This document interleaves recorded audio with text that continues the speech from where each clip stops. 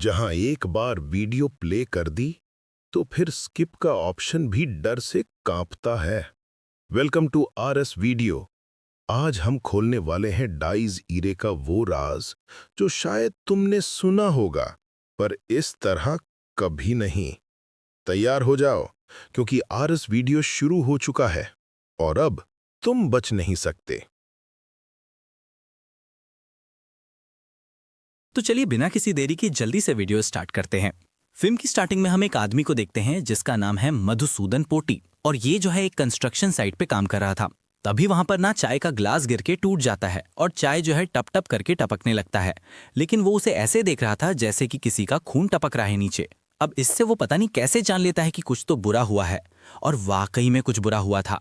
इसके ठीक तुरंत बाद उसे कॉल आता है जिसमें कि उसे पता लगता है कि उसके पड़ोस में जो लड़की थी कन्नी नाम की, वो कुएं में कूदकर अपनी जान लेती है, खत्म हो गई है। फिर इसके बाद पोटी जब अपनी सोसाइटी में जाता है तो वहां पर पूरी भीड़ लगी हुई थी, पुलिस वगैरह सब आ चुकी थी और अभी वो कुएं से लाश को निकाल रहे थे। पोटी भीड़ में खड़ा वो सब देखता है और यहीं पर फिल्म का इंट्रो जो है कट हो जाता है। देन इसके बाद हम फिल्म के मेन कैरेक्टर को देखते हैं जिसका नाम है रोहन, और फिल्म की जो कहानी है वो इसी के इर्द गिर्द घूमेगी। तो रोहन के बारे में मैं अभी आपको थोड़ा बता देता हूँ। तो रोहन जो है काफी बड़े घर का लड़का है, पेशे से आर्किटेक्ट है। काम के अलावा फुटबॉल खेलना, पार्टी वार्टी करना और रैंडम लड़कियों के साथ फ्रेंडशिप करना। फ्रेंडशिप मतलब वो वाली स्त्री वाली। कुल मिलाकर रोहन जो है वो प्ले बॉय टाइप का है। इसके अलावा मैं ये भी बता दूं कि रोहन इंडिया में रहता ही नहीं, वो यूएस में रहता है। फिलहाल अभी के लिए उसको कुछ काम है जिसके लिए वो इंडिया आया हुआ है। तो फिलहाल रोहन की भी पार्टी वार्टी चल रही थी। पार्टी में एक लड़की आई थी, उसके साथ उसका चलता भी है। और ये जो है सेम दिन है, मतलब दोपहर में ही अभी कन्नी की जो है डेड बॉडी निकली है। और ये शाम का वक्त है जब रोहन अपने बड़े से अपार्टमेंट में पार्टी कर रहा है। इसी पार्टी में एक दोस्त होता है, वो उसको बताता है कन्नी के बारे में कि ऐसा हो गया है, और उसको भी कोई इन्हीं के ग्रुप का कोई बंदा था, वो मैसेज करके बताया था। अब कन्नी को ये लोग इसलिए जानते हैं क्योंकि वो इन्हीं के बैच में इनके साथ पढ़ी थी। रोहन भी कन्नी को जानता था काफी अच्छे से, और उसको सुन के तो काफी शौक लगा था। जस्ट फिर इसके अगले दिन रोहन जो है सोकर उठता है, बालकनी में जाके खड़ा होता है और कन्नी की ना पुरानी चैट स्क्रॉल कर रहा था, जिसमें कि इनकी फोटो वगैरह भी थी, जिन्हें देख के भैया साफ पता लग रहा था कि इन दोनों का पहले कभी चला था। तो रोहन अब क्या करता है कि वो निकल जाता है कन्नी के घर। घर के बाहर ही उसे पोटी मिल जाता है और उन दोनों की बातें वगैरह होती हैं कि जैसे आप कौन है, मैं कौन हूँ। तो वो बताता है कि मैं कन्नी का कॉलेज फ्रेंड हूँ। पोटी बताता है कि मैं इनका पड़ोसी हूँ। फिर इसके बाद पोटी जो है उसे अंदर घर में लेकर जाता है और कन्नी के घर वालों को इंट्रोड्यूस करवाता है कि ये उसका दोस्त है। फिर रोहन उनसे किरण के बारे में पूछता है कि वो कहाँ है। अब किरण जो था वो कन्नी का भाई था। ये लोग बताते हैं कि वो छत पर है। तभी वहां पर उनकी मेड आती है चाय लेकर। रोहन भी एक कप उठा लेता है और सिप करता हुआ ऊपर चला जाता है। पहले वो जाता है कन्नी के रूम में, उसके रूम को देखता है। 5-7 मिनट तक तो उसके रूम में ही रहता है वो। फिर उसके बाद सीधा जाता है छत पे, जहाँ पे उसका भाई किरण था वो फुटबॉल खेल रहा था, जो कि थोड़ी अजीब बात थी। मतलब उसकी बहन जस्ट अभी ख़त्म हुई है और वो फुटबॉल खेल रहा है दीवार के साथ। रॉन उसे कहता है कि भाई ठीक है तू? वो कहता है हाँ भाई ठीक हूँ। सिगरेट वगैरह मांगता है कि भाई सिगरेट है। रॉन निकाल कर देता है कि ले भाई सिगरेट, जला भी देता है। फिर वो पूछता है कि अच्छा पता है कन्नी ने इस तरह का कदम क्यों उठाया, उसने तुमसे कुछ बात की थी क्या, क्या कुछ बताया था? वो कहता है कि नहीं, मेरी कुछ खास बात नहीं होती थी उनसे। ये इसके बाद ना रॉन वहाँ से निकल जाता है। फिर शाम को हमेशा की तरह फुटबॉल खेलने जाता है, जैसा कि मैंने बताया था। और फिर उसके बाद घर आ जाता है और यहाँ हम देखते हैं कि वो कन्नी के रूम से उसकी हेयर क्लिप उठाया था, जस्ट बेडरूम में जो टेबल थी उसके ड्रॉर में डालकर सोने चला जाता है। तभी अचानक उसे फील होता है कि उसके बाल को कोई टच किया है, प्रॉपर हार्ट फेरा है। वो एकदम घबरा कर बेड से उठ जाता है कि भाई ये क्या था। तभी वो देखता है कि उसके बेड का दूसरा साइड दबा हुआ था, मानो कि जैसे वहाँ पे कोई बैठा हो। तभी वो फिर से वापस पहले की तरफ हो जाता है, मतलब जो वहाँ पे बैठा हुआ था वो उठ गया था। और फिर घुंघरू की छन छन आवाज़ आती है और फिर वो आवाज़ तेज़ हो रही थी, मतलब वो जो भी था भूत भूत चल कर रोहन की तरफ ही आ रही थी। जस्ट इमेजिन करके देखो कि आप रूम में ऐसा सो रहे हो और ऐसा हो जाए आपके साथ, क्या हालत होगी। तो रोहन की तो हालत हो गई ख़राब। वो तुरंत भागा, रूम के बाहर दरवाज़ा बंद कर दिया। फिर वो कान लगाकर सुनता है कि जो हेयर क्लिप थी ना, उसकी आवाज़ आती है टक टक, मतलब जैसे कोई उसके साथ खेल रहा हो, जिससे उसकी हार्ट बीट और तेज़ हो जाती है। फिर वो रूम में गया ही नहीं, खोल कर भी नहीं देखा और पूरी रात वो सोफे पर ही गुजारा। मतलब खतरनाक मैटर हो गया था उसके साथ, प्रॉपर डरावने वाला। फिर सुबह जब वो उठा तो यही सोच रहा था कि भाई कल हुआ क्या था यार। अब इसे सपना भी नहीं बोल सकते क्योंकि वो सोकर तो सुबह पर ही से ही उठा था। मतलब कल जो हुआ था वो सपना नहीं था, रियल था। अब रात में क्योंकि वो बिल्कुल अकेला था, उसकी जो मेड थी वो भी चली गई थी, लेकिन सुबह जो है मेड आई हुई थी। दिन का समय था तो अब उसे इतना डर नहीं लग रहा था जितना रात को लग रहा था। तो अब वो हिम्मत करके अपने रूम के अंदर गया देखने की भाई अंदर क्या है। तो वहाँ पर कुछ नहीं था, सब नॉर्मल था। फिर वो इसे इग्नोर कर दिया और नॉर्मल तरीके से अपने काम वाम में लग गया। शाम को रोज़ की तरह फुटबॉल खेलने गया, फिर वहाँ से लौटा और फिलहाल सोने से पहले वो आइसक्रीम खा रहा था। इसके बाद वो चम्मच धोने जाता है कि इतने में जो आइसक्रीम का डब्बा था ना, उसका जो ढक्कन था वो एकदम से फुश करके उछल कर गिरा नीचे, और तभी फिर से कोई रोहन के सर पर टच करता है, जिससे रोहन फिर डर गया। और इससे पहले कि वो कुछ समझ पाता, उसको किसी ने भाई कॉलर से पकड़ लिया और उसे घसीट लिया वहाँ से। किचन से घसीट कर बाहर लेकर गया, उसका गला दबाने लगा, जिससे वो छटपटाने लगता है। खुद को छुड़ाने की कोशिश करता है तो उसी दौरान वो जो एंटिटी थी उसके हाथ पर जोर से काट लेती है। उसके हाथ पर प्रॉपर दांत के निशान दिखाई दे रहे थे। फिर उसे जोर का धक्का लगता है, जिससे एक पिलर से टकराता है। इसके बाद रोहन वहां से भागने की कोशिश करता है, जैसे तैसे ऊपर सीढ़ियों की तरफ क्रॉल करने लगता है, लेकिन उसको एंटिटी खींचकर नीचे गिरा देती है। फिर वो वहीं बेहोश हो जाता है और वो एंटिटी उसके बाल पर फिर से हाथ फेर रही थी। उसके बाद फिर हम देखते हैं कि कनी की लाश जो है वो कुएं के अंदर तैर रही है। तभी रोहन घबराकर उठ जाता है। तो मतलब ये कनी की लाश का जो कुएं वाला सीन था वो इसने सपने में देखा था, और रात में जो ये बेहोश हुआ था उसके बाद उसे अब होश आया दिन में। और इस वक्त वहां पर उसकी मेड मौजूद थी। गेट पर जो गार्ड रहता है वो मौजूद था। उसकी मेड बताती है कि जब वो सुबह आई तो इसको बेहोश पड़ा देखी जमीन पर, और फिर वो गार्ड को बुलाई तो वो उसको उठाकर यहां पर लाने में मदद किया है। खैर, रोहन अब तक समझ गया था कि ये कनी की आत्मा है जो उसे हरास कर रही है। अब वो जाता है बाथरूम और अपने फोन में क्लिप देखता है जिसमें कि कनी उसके बाल को प्यार से सहला रही थी। फिर वो कहता है कि क्या चाहिए तुम्हें मुझसे कनी, क्यों परेशान कर रही हो मुझे? तो तुम्हें मेरे बालों के साथ खेलना पसंद है ना? रुको अब बताता हूं। फिर वो क्या करता है कि ट्रिमर उठाता है और अपने बाल ट्रिम कर लेता है बिल्कुल छोटे, कि अब खेल कर दिखाओ मेरे बालों से। इसके बाद फिर वो सीधा पॉटी के साथ मीटिंग फिक्स करता है। दोनों रेस्टोरेंट में मिलते हैं, जहां रोहन अपनी और कनी की पूरी कहानी सुनाता है कि आज से 6-7 महीने पहले इनके कॉलेज की एलुमनी मीट थी, जहां पर ये और कनी दोबारा मिले थे। काफी टाइम बाद दोनों में बातें चली और काफी क्लोज आ गए, और फिर मतलब इनका चल गया था। अब रोहन तो प्ले बॉय था तो उसके लिए सब नॉर्मल था, लेकिन कनी जो है वो सीरियस हो गई। वो शादीवादी के लिए कहने लगी, जिस पर रोहन क्या किया कि उसे घोस्ट कर दिया, मतलब इग्नोर मारने लगा। उसके मैसेजेस का, कॉल का रिप्लाई करना बंद कर दिया। फिर एक टाइम के बाद कनी के मैसेज और कॉल आने भी बंद हो गए, और अब जो है उसे पता चला है कि कनी खुद को खत्म कर ली। इसके आगे वो बताता है कि अब कनी मुझे परेशान कर रही है। पॉटी कहता है कि मतलब मैं समझा नहीं। तो रोहन बताता है कि कनी का भूत मुझे परेशान कर रहा है। अपने रूम में मुझे उसकी प्रेजेंस फील होती है, उसके कदमों की आवाज सुनाई देती है, उसकी घुंघरों की छन छन। कल तो वो मुझ पर चढ़ गई, मेरा गला दबा दिया। पॉटी कहता है कि तुम मुझसे क्या चाहते हो? रोहन कहता है कि मुझे हेल्प चाहिए आपकी। तभी वहां पर भी एक कप टूटकर गिर जाता है, जिससे पॉटी समझ जाता है कि फिर कुछ बुरा होने वाला है। खैर, वो रोहन से कहता है कि मैं किस तरह से मदद कर सकता हूँ। रोहन कहता है कि आप उसके पड़ोसी हैं, उसके घर वालों से कह के उसकी अंतिम क्रिया करवाइए, उसकी आत्मा की मुक्ति करवाइए। पॉटी कहता है कि देखो, अभी कनी की मौत को ज्यादा दिन नहीं हुए हैं, अभी उसकी 13वीं होनी है कुछ दिन में, वो सब भी हो जाएगा। तब तक तुम वेट करो, उसके बाद सब ठीक हो जाएगा। फिर रोहन भी यही करता है। 13वीं तक का वेट करता है। लास्ट में दूर से वो उसका प्रॉपर पिंडदान वगैरह होते हुए देखता है। फिर इसके बाद वो सीधा घर जाता है और चेक करता है कि कनी चली गई है या बीदी वो उसके बेड पर बैठी है। तो फिर वो क्या करता है कि चादर उठाकर वहां पर ऐसे डाल देता है, तो फ्लैट पड़ जाता है। तब जाकर रोहन को तसल्ली हो जाती है कि कनी चली गई है, और टेंशन फ्री होकर धम से बेड पर गिरता है और सो जाता है, क्योंकि काफी दिनों से सो ही नहीं पाया था ठीक से। तो अब वो मस्त अपनी अच्छे से नींद मार के उठता है, और फिर से उसकी पार्टी वार्टी शुरू हो जाती है, जिसमें कनी के भाई किरण को भी इनवाइट करता है, उसके साथ ड्रिंक विंक करता है, अच्छे से बात करता है कि और भाई फिलहाल क्या कर रहा है। किरण कहता है कि पढ़ाई वढ़ाई हो गई, अभी बस जॉब ढूंढ रहा हूँ। रोहन कहता है कि भाई कोई हेल्प चाहिए होगी तो बताना, फिलहाल मैं तुझे कुछ पैसे सेंड कर रहा हूँ, ठीक है। लेकिन इससे वो भड़क जाता है, ईगो पे ले लेता है कि 1 मिनट, तो मैं बेचारा टाइप का लगता हूँ जो दूसरों से मदद लेता फिरे। रोहन कहता है अरे ब्रो, मेरा वो मतलब नहीं था। किरण कहता है नहीं तो क्या मतलब था? रोहन कहता है ठीक है यार, चिल ब्रो, काम डाउन। लेकिन उसको पता नहीं क्या होगा, एकदम से ओवर रिएक्ट करने लगता है इस चीज को लेकर, डरने लगता है, और पता नहीं फिर वो क्यों रोना शुरू कर देता है। फिर रोहन उसको चुप कराने की कोशिश करता है, लेकिन वो नहीं होता। तो वो कहता है चल मैं तेरे लिए ड्रिंक बना के लाता हूं। फिर वो जाकर ड्रिंक बनाने लगता है, और तभी वो क्या सुनता है, छन छन।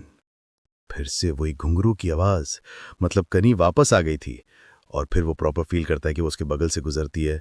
इतने में वो पलटा ही है कि वो क्या देखा कि वो किरण का कॉलर पकड़ लिया और वो टेरेस के बिल्कुल किनारे पर खड़ा। रोहन को समझते देर नहीं लगी कि अब क्या होगा। फिर वो ग्लास छोड़कर तुरंत भागा उसकी तरफ। तब तक कनी किरण को खींचकर गिरा दी थी। रोहन उसका पैर ही पकड़ पाया, जिससे उसका सर दीवार से टकराया जोर से। फिर वो रोहन से छूट भी गया और गिर गया। फिर एक साइड पर उसका जबड़ा टकराया और फिर सीधा नीचे गिरा। इस हादसे में उसके दोनों हाथ पैर सब टूट गए थे। बस वो जिंदा बच गए क्योंकि रोहन उसे टाइम पर हॉस्पिटल पहुंचा दिया था। रोहन ने पोटी को भी इन्फॉर्म कर दिया था, वो भी हॉस्पिटल पहुंच गया। वो रोहन से कहता है कि तुम कर क्या रहे थे इसके साथ। वो तो इसने ड्रिंक कर रखी थी, इसलिए पुलिस ने भी ये मान लिया कि ये ड्रंक था, इसलिए टेरेस से गिर गया। नहीं तो तुम फंस जाते, पुलिस केस हो जाता। फिर इसके बाद रोहन घर चला जाता है और काफी परेशान टाइप सा था। फिर वो क्या करता है कि कनी की क्लिप लेकर उससे खेलने लगता है। तभी अचानक घर की लाइट चली जाती है, पूरे में अंधेरा हो जाता है और फिर से पायल की छन छन सुनाई देती है। हर तरफ से ये आवाज उसे हॉन्ट करने लगती है। और तभी एक साया दिखाई देता है, लंबा सा पतला सा बिल्कुल। और ये एक कनी नहीं थी, इनफैक्ट ये कोई लड़की भी नहीं थी, ये तो कोई आदमी का भूत था। वो घुंघरू पहन के चल रहा था ऐसे छन छन करके। तो अगले दिन रोहन पोटी को बता देता है कि ये कनी नहीं है, ये तो कोई आदमी का भूत है, कोई लंबा सा है, पतला सा। पुट्टी सोचता है कि क्या पता ये घर ही हॉन्टेड हो। वो उसकी हिस्ट्री के बारे में पूछने लगता है कि ये घर तुमने किससे खरीदा था, क्या है, कोई मर गया था। लेकिन रोहन कहता है कि ऐसा कुछ भी नहीं है, घर तो मेरे डैड ने ही बिल्ड करवाया था। फिर वो पूछता है कि अच्छा, हाल फिलहाल में क्या तुम किसी मॉर्चुरी में गए थे या किसी कब्रिस्तान गए थे। रोहन बताता है कि नहीं, बस गनी के घर ही गया था, और हाँ, मैंने उसके रूम से उसकी हेयर क्लिप उठा ली थी। पुट्टी कहता है बस यही रीजन हो सकता है, क्योंकि मरने वालों की जो आत्मा होती है कई बार वो अपनी पसंद की चीजों से जुड़ी होती है। लेकिन क्योंकि ये भूत कनी का नहीं है, ये कोई मर्द है, फिर भी इसका कनी से कोई संबंध है। और क्योंकि तुम उसकी क्लिप उठाए हो, तब से ये तुमसे जुड़ गया है। और जिस तरह वो तुम पर अटैक कर रहा है, मतलब ये तुमसे बहुत चिढ़ा हुआ है। रोहन कहता है कि लेकिन ये है कौन और मुझे क्यों हरास कर रहा है। फिर वो कनी के घर जाता और यहां पर उन्हें एक अजीब बात पता लगती है कि कनी के घुंघरू मिसिंग थे। पुटी रोहन से पूछता है कि क्या तुम्हारे अलावा भी कनी की लाइफ में कोई दूसरा लड़का था, या कोई और लड़का उसका दोस्त था। लेकिन रोहन कहता है कि मेरी जानकारी में तो ऐसा कोई नहीं है। अब इसके बारे में कनी के घर वालों से भी बात नहीं कर सकते थे। फिर वो क्या करते हैं कि कनी के हैं जो नौकरानी थी ना, जो उन्हें चाय वाय सर्व की थी, उससे बात करते हैं कि क्या कनी का कोई लड़का दोस्त था या कभी किसी लड़के को देखा हो यहाँ पर आते जाते या उससे मिलते हुए। लेकिन वो भी यही बताती है कि ऐसा कुछ नहीं है, कनी बिटिया का कोई भी लड़का दोस्त नहीं था। फिर इसके बाद ये लोग कनी के डांस क्लास जाते हैं कि क्या पता वहां कोई लड़का आता हो जिससे उसकी दोस्ती वोस्ती होगी। लेकिन भाई यहां भी यही सुनने को मिलता है कि कनी का किसी लड़के से कोई संबंध नहीं था।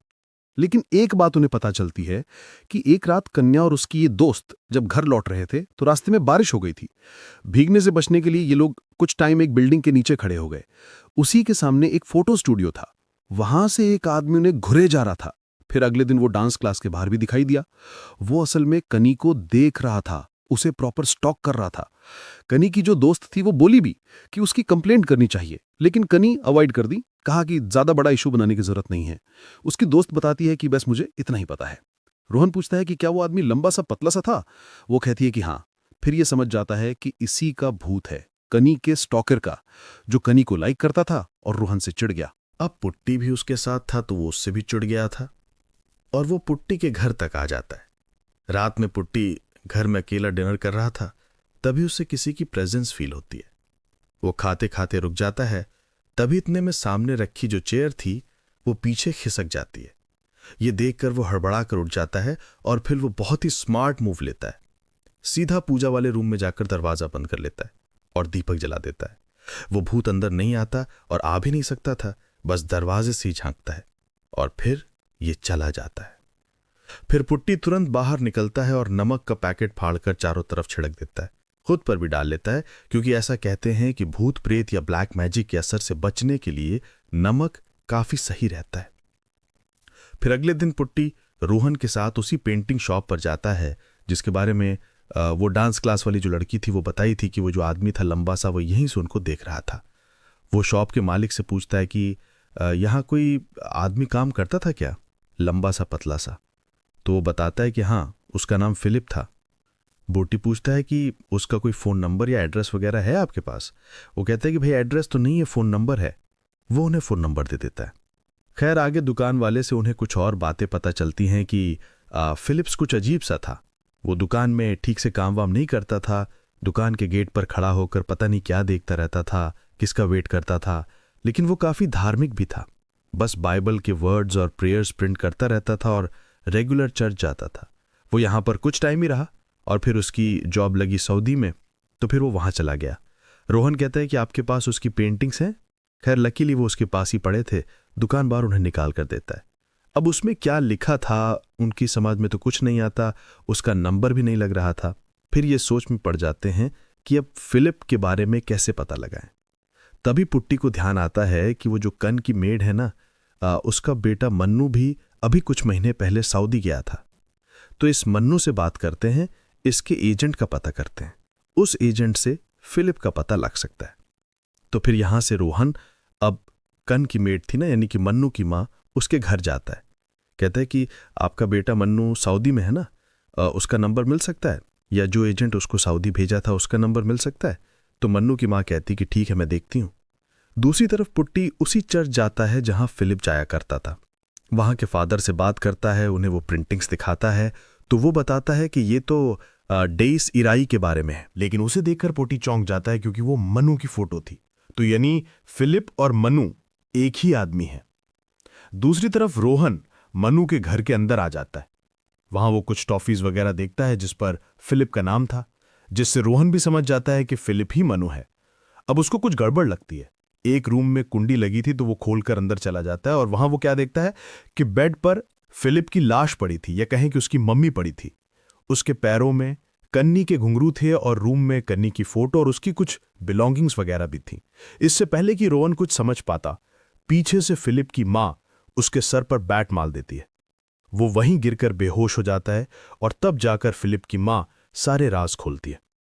तो बुरी कहानी यह है कि फिलिप कन्नी को बहुत पसंद करता था, काइंड ऑफ वो उससे ऑब्सेस था। लेकिन फिलिप को कैंसर था। उसे पता था कि उसके पास ज्यादा दिन नहीं है, इसलिए वो कन्नी को कभी अप्रोच नहीं किया। जितने दिन जिंदगी के बचे थे उसमें वो जी भर के बस उसका दीदार करना चाहता था, इसलिए बस उसे दूर से देखा करता था। और फिर एक दिन कैंसर से उसकी मौत हो गई। लेकिन जो उसकी मां है ना, वो उसकी मौत को एक्सेप्ट नहीं की। वो फिलिप को अपने पास ही रखना चाहती थी और इसके लिए वो ब्लैक मैजिक का सहारा ली। उसे पता था कि फिलिप कन्नी से ऑब्सेस था, तो उसकी आत्मा को बांधने के लिए उसने इसी ऑब्सेशन का यूज किया। समय समय पर वो कन्नी के घर से उसकी बिलोंगिंग्स चुराया करती थी, अपने घर लाती थी और फिलिप की डेड बॉडी के आसपास सजा दी, और जो उसकी घुंघरू थी उसे फिलिप्स के पैरों में बांध दी। इस तरह वो फिलिप की आत्मा को अपने पास रोक कर रखी है, उसे मुक्त होने नहीं दे रही। और फिर जब कनी भी खत्म हो गई तो फिलिप्स कनी से डायरेक्टली जुड़ गया। इसीलिए जब रोहन कनी के रूम में जाकर उसकी हेयर क्लिप को टच किया, उसे अपने घर ले आया, तो फिलिप उससे चिढ़ गया और उसके पीछे लग गया। फिर ये लोग जब इन्वेस्टिगेशन करते करते उसकी मां तक पहुंच गए तो ये चिढ़ गई, क्योंकि वो नहीं चाहती थी कि कोई इसके बारे में जाने, नहीं चाहती थी कि कोई उसका बेटा उससे छीने। अब क्योंकि पोटी रोहन की मदद कर रहा था तो उसे हॉन्ट करने के लिए यही ब्लैक मैजिक से फिलिप की आत्मा को उसके पास भेजी थी। मतलब ये सब भूतिया कांड की मास्टरमाइंड या अम्मा थी। और क्योंकि रोहन सब सच्चाई जान गया था तो वो उसी को निपटाने की तैयारी में थी। मार के तो उसे पहले ही लिटा दी थी और अब वो उसके लिए गड्ढा खोद रही थी। दूसरी तरफ पोटी रोहन को कॉल लगा रहा था, लेकिन वो रिप्लाई नहीं कर रहा था। उसे गड़बड़ लगती है तो वो सीधा यहां आ जाता है देखने के लिए, और यहां पर क्या देखता है कि घर का दरवाजा खुला था और बाहर फिलिप की मां गड्ढा खोद रही थी। पोटी समझ गया कि भाई गड़बड़ है। फिर वो तुरंत घर के अंदर जाता है जहां पर रोन पड़ा था। वो पहले उसे उठाता है, फिर वो भी फिलिप की बॉडी को, उसके पैर में बंधे घुंघरू को देखता है और पूरा मैटर समझ जाता है। फिर वो घुंघरू को उतारने लगता है, क्योंकि इसी से फिलिप की आत्मा यहां से जाएगी। लेकिन घुंघरू तो बहुत खतरनाक तरह से बंधा हुआ था।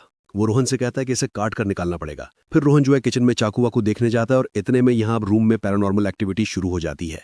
वहां की बल्ब फ्लिकर करते करते फूट जाती है और फिर पोटी को घुंघरू की आवाज आती है। पोटी डर के मारे भागने लगता है, लेकिन फिलिप उसे भागने नहीं देता, वो दरवाजा बंद कर देता है। दूसरी तरफ रोहन किचन में था, तभी फिलिप की मां कुल्हाड़ी से उस पर अटैक कर देती है। स्टार्टिंग में तो रोहन खाली बचाव करता है, वार नहीं करता, इसलिए वो रोहन पर भारी पड़ रही थी, उसे पीट देती है। तब रोहन गुस्से में जोर का धक्का मारता है, जिससे वो दूर जाकर गिरती और बेहोश हो जाती है। फिर रोहन पोटी को आकर देखता तो वो नीचे पड़ा था। फिलिप के भूत ने उसे कुछ कर दिया था। तब रोहन बिल्कुल भी टाइम वेस्ट ना करते हुए फिलिप के पैर को जोड़कर इकट्ठे काटने लगता है। अब ऑब्वियस सी बात है कि ये इतना आसान तो नहीं था, इसमें बहुत ताकत लगती। रोहन अपनी पूरी ताकत लगा देता है, हसिया से कई सारे वार करता है, तब जाके घुंघरू के साथ पैर कटकर अलग होते हैं। फिर वो तुरंत उन्हें उठाकर आग में डाल देता है, जला देता है, लेकिन इससे घर में भी आग पकड़ लेती है। फिर रोहन पोटी और फिलिप की मां को दोनों को वहां से निकाल आता है। घर तो पूरा जल जाता है, लेकिन इसके साथ फाइनली फिलिप्स की आत्मा इस दुनिया से मुक्त हो जाती है। फिर इन सब के बाद हमें भूता कॉलम के साइकेट्रिस्ट जॉर्ज का कैमियो देखने को मिलता है। उसी कंस्ट्रक्शन साइट पर आकर पोपोटी से ही मिलता है। कहता है कि सर आपकी मदद चाहिए, और भूता कॉलम के उसी हॉन्टेड घर का जिक्र करते हुए बताता है कि पहले एक माँ बेटा उस घर में किराए पर रहते थे, जो वहां की भूतिया गतिविधियों की वजह से इस घर को छोड़कर चले गए। तब से वो खाली पड़ा है, कोई किराए पर लेने को तैयार नहीं है, और अब घर से भूत भगाने के लिए वो पोटी से मदद मांगने आया था।